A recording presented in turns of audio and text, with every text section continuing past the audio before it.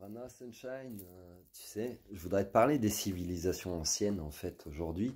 Je ne sais pas si l'archéologie t'intéresse, mais si tu explores un peu ce domaine, tu t'apercevras que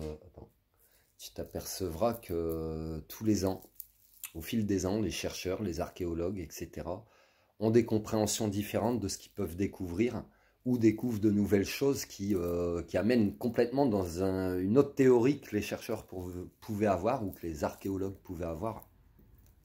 Et je pense aux époques sumériennes, babyloniennes, etc.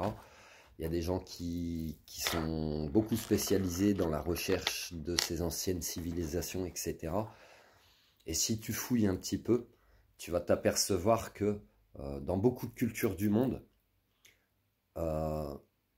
dans les anciennes civilisations, donc même parfois c'est des langues qui sont considérées comme mortes, etc., ces personnes des anciennes civilisations ont un savoir, des savoirs,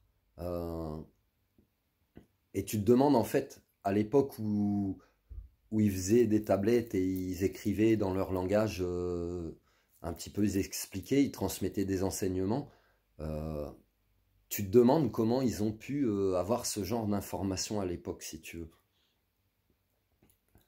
Il y a beaucoup de théorèmes mathématiques ou physiques qui sont maintenant révolutionnés et obsolètes parce que on s'aperçoit de certaines erreurs d'interprétation, etc., que ce soit dans le langage, dans des formules astronomiques ou de mathématiques.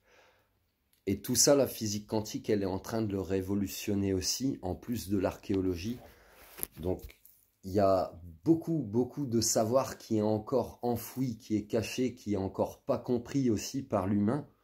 Parce que ben, peut-être on n'en a pas encore la compréhension ou on n'en a pas les bonnes interprétations.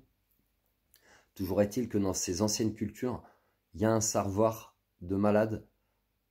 Ils savaient des choses qu'on ne sait peut-être même plus faire à l'heure actuelle, en fait, en dehors d'être aidé avec une machine, etc. Eux, ils n'avaient pas de machine à l'époque, donc comment ils faisaient? Voilà, la question, elle se pose un peu, c'est comment ils ont pu faire certaines civilisations pour ériger certains bâtiments, pour avoir une telle précision de calcul à leur époque, etc., etc. Je t'invite à faire des recherches dans le domaine de l'archéologie, des anciennes écritures, des langues mortes, et pourquoi pas dans certains textes aussi de différentes cultures ou religions ou confessions, ce que tu veux. Tu t'apercevras que c'est comme s'il manque des morceaux de notre histoire. C'est comme s'il manque... c'est un puzzle géant, mais on n'a pas encore toutes les pièces, si tu veux.